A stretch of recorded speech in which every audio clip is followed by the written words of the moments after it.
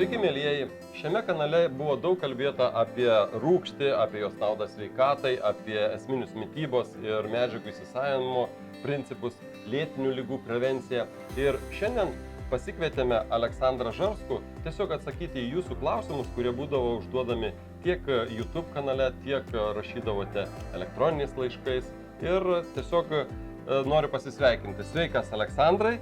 Džiugu, kad atvykote pas mus į studiją ir galite pakalbėti plačiau, tiesiog atsakyti į visus mūsų žiūrovų klausimus, jiems rūpimas aktualias temas. Ką turite tokio bendro su avizo? Avizo aš jau pastoviai vartoju nuo jo atsiradimo. O dar anksčiau vartoju rūgštį. Tai jau daug metų, turbūt nuo 14 metų. O avizo, tai dabar čia, aš nežinau, čia reikėtų paskaičiuoti, kada jis atsirado, nėra daug, bet tai kartu labai papildo prie to, ką aš jau anksčiau buvau supratęs, kad reikia organizmą nešarminti, bet rūgštinti. O avizo yra papildoma gyvos bakterijos, kurios yra gyvybės pagrindas. Bet fermentuotas, ką tai reiškia fermentuotas, tai reiškia raugintas produktas.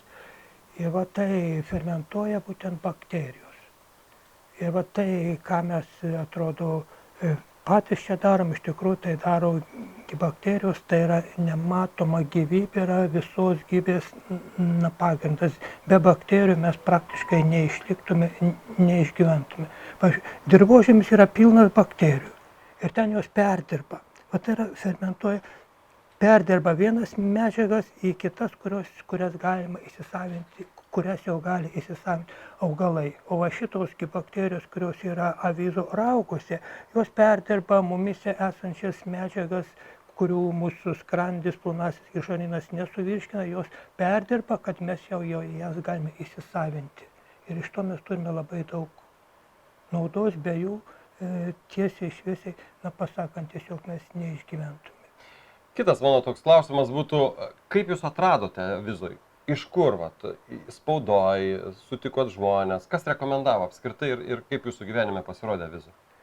Avizo pasirodė, taip pasakyčiau, natūraliai, kadangi aš sukuosi šitoj terpėje, tai dabar aš net ir man sunku būtų prisiminti, kas man pirmas pasakė apie tai, kad pasirodė jau prekyboje fermentuoti gėrimai. Buvo ten kitokiais pavadinimais, bet dabar perėjau ant avizo, kadangi tai yra tikrai sertifikuotas, garantuotas kokybiškas gėrimas. Jūs, Aleksandrai, paminėjot, kad vartojate avizo produktus ir tenka girdėti žmonių, kurie vartoja kitus panašaus tipo produktus ir jie sako nemalonaus skonio, nemalonaus kvapo. O kaip su avizo yra? Avizo kvapas yra labai toks, pasakyčiau, geras, netgi tam tikrą prasme malonus. Matot, tų visų fermentuotų iš avižų padarytų produktų kvapas yra labai panašus į mūsų senovinį patiekalą, tai yra avižinį kisielį. Bet kiek man teko kalbėti su žmonėmis, vieniems tas kvapas patinka, kitiems nepatinka. Man, pavyzdžiui, aš esu iš tokių, kuriam šitas kvapas patinka, kai kuriems acto kvapas nepatinka. Man patinka, aš jį galėčiau kvepinti, jie kaip kvepalai yra. Tai prie bet kokio kvapo galima priprasti. Ir kiek aš supratau, šitas kvapas, nemalonus kvapas, kuris yra kitose panašiuose fermentuotose gėrimuose, priklauso nuo bakterijų tam tikros rūšies sudėties.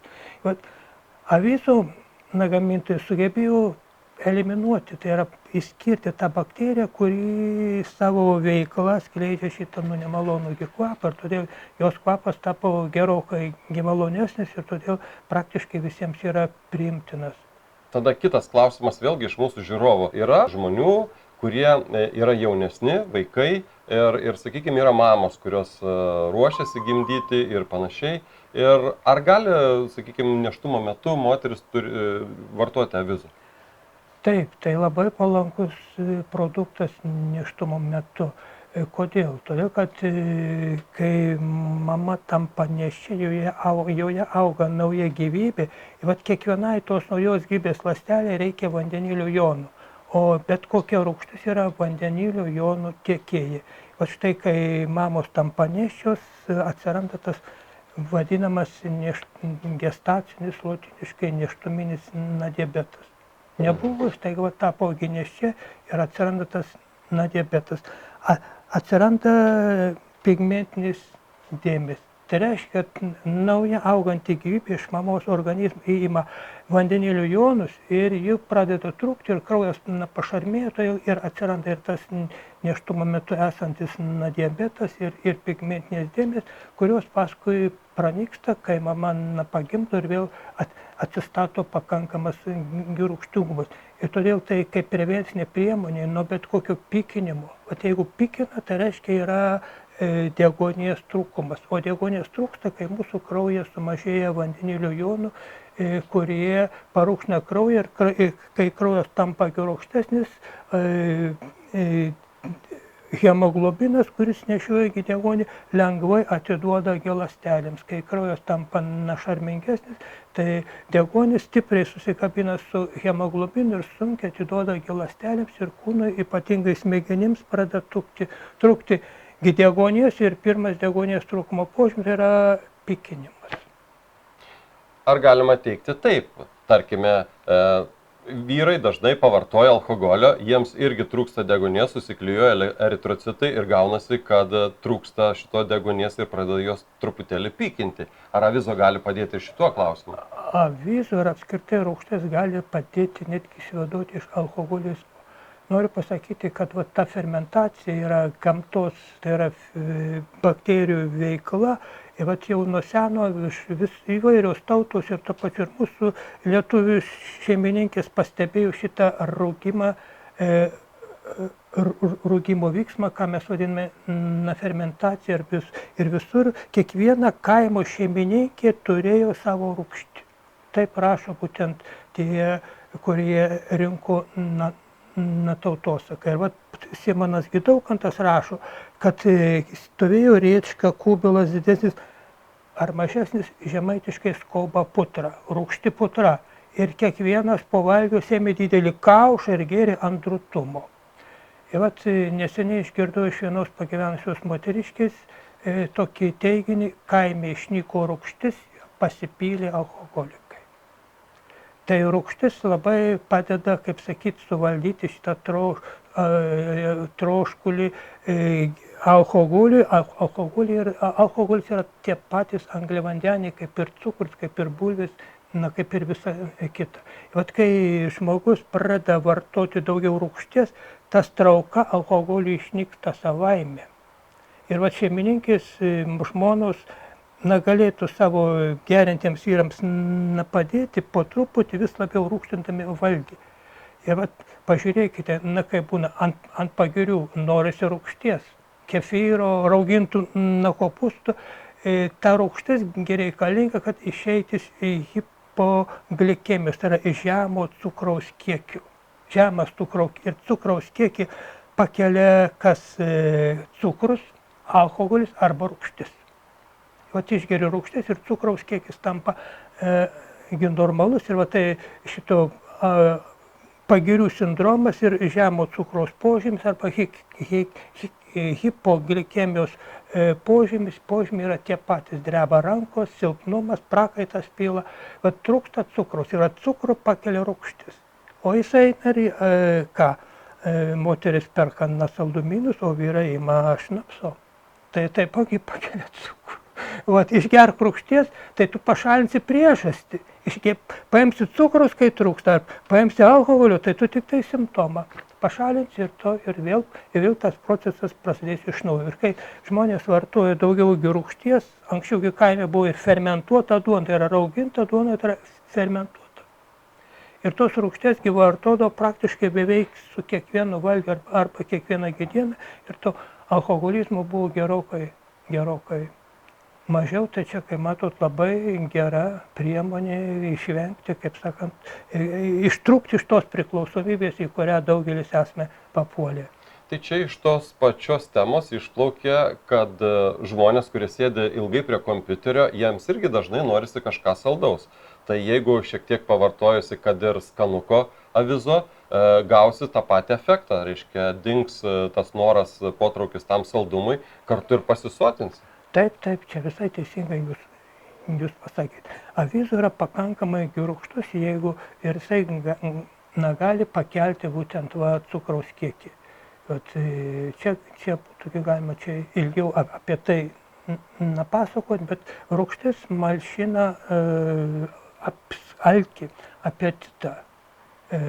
Tai tuo pačiu ir cukrus, kuris jau yra pas mus suvalgytas maistas, jis yra atidedamas į atsargas, į glikogeno pavidalų ir paskui tą glikogeną, tai yra gyvulinis krakmolas, reikia paimti iš kepenų, iš raumenų ir tam tą padaryti padeda kitas hormonas glikogonas, kuris veikia blogai, jei yra kraujyje maža rūgšties. O kai rūgštis padidėja, tai šitas fermentas glikogonas padeda iš jau sukauptų mūsų kepenyse ir raumenyse atsargų maitinti organizme. O mūsų kūną, mūsų kraujyje viso labo telpa tik tai 6 gramai gliukozės. Ir va šitos gliukozės užtenka tik 5 minutėms. Bet mes gliukozį suvalgome daug ir atsargas sukrauname į kepenis ir į raumenis, tai yra mūsų akumuliatorius, iš kurio reikia pasiimti. Ir jeigu aš pavalgiau ir po valandos noriu valgyti, prisivalgęs, tai reiškia, mano akumuliatorius blogai veikia, neatiduoda tai, kas yra sukrauta. Ir norint, kad jis pradėtų atiduoti, reikia rūgšties. Bet kokiu pavidalu. O su avizo rūgštis, tai dar mes gaunam ir papildomai šitų mikrobų, tų labai palankių pieno rūgšties bakterijų. Aha. O kaip patartumėte vartoti avizo? Tarkim, nusiperkate paprasčiausiai 1 litro avižų raugo ir kiek jo reikia pilti kažkur? Ar tiesiog gerti visą butelį pasiėmus? Čia labai individualu, nereikia skubėti. Ir čia tokių griežtų taisyklių nėra ir negali būti. Nes kiekvieno žmogaus mikrobiomas, žarnynas yra gana skirtingas, ypatingai šiais laikais. Tai pirmiausia reikia pabandyti, kiek man tinka. Pabandyti. Ir pavartoti arba vieno, jeigu man tinka, arba su valgiu. Priprasti tai geriausiai įsidėti į bet kokį valgį, į bet kokias košės, į bet kokią sriubą, arba į blynus. Prie cepelinų įsidėti. Man tai labai tinka. Aš anksčiau, kai nebuvau avizo, tai visus valgius įdėdavau rūgšties. Ir tada gali valgyti daug riebalų ir jie puikiausiai tau tinka. Ir nuo riebalų niekas netunka ir nenutuko, bet tunka nuo angliavandenių. Ir tada ir tos pačius cepelinus, kaip kai kurie sveikuoliai sako, juos reikia valgyti mėsą atskirai, angliavandenius reikia atskirai, bet kai įdėti rūgšties, tai gali valgyti viską kartu, viskas puikiausiai virškinasi. Viskas labai puikiai virškinasi. Tai šitą reikia atsiminti. Taigi vartoti reikia priprasti, įsidėti šaukštą, 2-3, galima valgio metu, galima po valgio. Jeigu suvalgėt per daug, pajutot sunkumą skrandį, tai išgerkite porą gerų gurkšnių šito avizo arba bet kokios kitos rūgšties ir pamatysite, kaip tas sunkumas pamažu nuslinks, skrandis pradės gerai veikti. Iš pradžių pradėjus vartoti šitą avizą, gali pasikeisti tuštinimas, gali pasikeisti dujų kvapas ir taip toliau. Tai visiškai natūralu, tai visiškai normalu, nes ateina naujos bakterijos ir jos, kaip sakyt, užimas mūsų žarnyne vietą ir tada vyksta pasiskirstimas ir todėl vyksta pasikeitimas. Todėl, kaip sakyt, nereikia panikuoti, bet po truputį priprasti. Vadinasi, šitos bakterijos, kurios čia yra pačios palankiausios ir kuo yra jų daugiau, to mūsų žarnynas ir visas mūsų virškinimo sistema veikia žymiai geriau. Tai eksperimentuodami iš pradžių pabandykite gurkšnį 2, pažiūrėkite, kai veikia, tai galite ir padidinti arba sumažinti, tiesiog po truputį reikia priprasti. Tai jeigu teisingai supratau, tai galima, tarkim, jeigu valgai cepelinus, galima į padažą įsidėti, galima po to, reiškia, išgerti po viso maisto, arba galima tiesiog į patį cepelinų tą košę, įdėti irgi raugo. Taip, galima įdėti į bet kokį maistą, į cepelinų pažadą, į padažą įpili, į košę, ant kiaušinienės galima užpilti. Kiek, tai priklauso nuo jūsų, kaip sakyt, Na, iš pradžių nepilkite daug. Pabandyti. Pabandyti. Va, gerai tiko dar daugiau. Ir žiūrėkite, kiek jums taip sakyti, patys susiraskite savo individualią normą. Tai va toks būtų patarimas, kuris, kaip matote, nėra konkretus. Čia yra gana individualu. Aha. Tada kitas klausimas. Vėlgi žmonės tą patį klausia apie kapsulėse esančias bakterijas, kurios yra parduodamos vaistinėse ir va šitą natūralų produktą, tarkim, avizo. Koks yra skirtumas, koks yra pranašumas galbūt kapsulių, o koks yra pranašumas paties avizo? Nu, čia tų skirtumų yra ir pranašumų arba, kaip sakyti, neigiamų visai mes galime surasti. Kapsulinio pranašumas tas, kad patogu vartoti. Paėmė, prarėjai ir viskas. O raugas yra natūralus. Natūralus dalykas nuo senovės įprastas. Nuo senovės įprastas, kaip mūsų protėviai visi būtent šitokiu būdu valgė. Na, tai, kas dirbtina, tai yra ne tiek mums palanku. Palankiau visai yra tai, kas gyva, natūralu. Tų dirbtinybių ir taip mes turime pakankamai daug ir kuo jų mažiau mūsų gyvenime, tai aš sakyčiau, to mums yra palankiau. Tai va taip trumpai. Avizo yra keletas rūšių, grynų avižų, yra ten su priedais, su svarainiais, su šaltalankiais, tai galima pabandyti vieną ar kitą ar trečią ir pasirinkti pagal skonį. Nu, tai, sakyčiau, pasirinkimas visada yra individualus. Na, nuo savęs, ko gero galėčiau pridėti visiems žiūrovams, kad jeigu norite daugiau sužinoti apie patį avizo produktą, tai nuėjus į avizomania.lt svetainėje rasite 21 naudą būtent šio produkto. Ir kaip vartoti, vėlgi rasite tenais. Ką dar nuo savęs galėtumėte žiūrovam pasakyti, naudojant avizo produktus? Yra baimės, tarkim, didžioji dalis žmonių bijo, galvoja, tai čia kažkoksai išmanytas dalykas žmonių, įsitikinimas. Ar iš tikrųjų tas raugas taip gerai ir veikia? Matot, baimės čia negali būti. Čia neišmanytas dalykas. Kaip pradžioje sakiau, tai yra mūsų gyvybės pagrindas. Bakterijos yra visos gyvybės pagrindas. Nematoma gyvybė yra šitos matomos mūsų gyvybės pagrindas. Kai kas taip yra apibūdinę, kad bakterijos yra atliekų perdirbėjos. Nes tai, kas gamtoje mūsų didelių makro gyvybių, taip sakyti, augalų, gyvūnų nesuvirškinama, tą padaro bakterijos. Karvė, žolės ar šieno nesuvirškina. Joje virškinas, jos krantėje virškina taipogi bakterijos, kurias jis paskui suvalgo. Ir taipogi didžiąją dalį mes būtent be bakterijų mes neišliktume. Drąsiai galiu sakyti, jeigu mes savo žarnyne išnaikytume visas bakterijas, mes tiesiog neišliktume. Mūsų virškimo sistema nėra jau tokia pajėgi, kaip mums atrodo. Skrandis yra tik tai smulkintojas. Smulkina. Plonasis žarnynas jau ir pradeda virškinti kartu su tulžimi. Bet visos tos maistinės skaidulos, ląsteliena, jos nesuvirškinamos, jos pereina į storąjį žarnyną, kur ir gyvena pagrindinė mūsų mikrobiomo dalis. Ir šitos bakterijos tada atlieka tolesnį virškinimą. Jos maitinasi ir tuo pačiu gaminims labai reikalingas medžiagas. Tai yra tokia simbiozė, tai yra bendradarbiavimas, tai yra mūsų nuomininkai ir mums reikia jais pasirūpinti. Ir todėl čia baimės neturėtų būti jokios, kadangi mes be mikrobų neišgyventume. Tik tai klausimas, kokie mikrobai mūsų žarnyne pradeda vyrauti. Jeigu kvapas tampa išmatų dujų kvapas nemalonus, reiškia pradeda vyrauti puvimo bakterijos. Ir aš galiu pats pasakyti, kad pradėjus vartoti avizo produktus, kvapas išmatų ir dujų gerokai pagerėja. Reiškia pasikeitė bakterijų sudėtis į palankesnę mums pusę.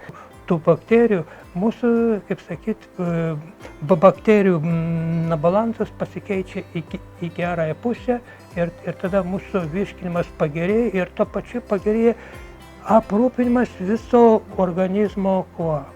Maisto medžiagomis. Ir tuo pačiu, kai pasikeičia mūsų aprūpinimas tomis medžiagomis, gerėja žmogaus ir psichinė sveikata.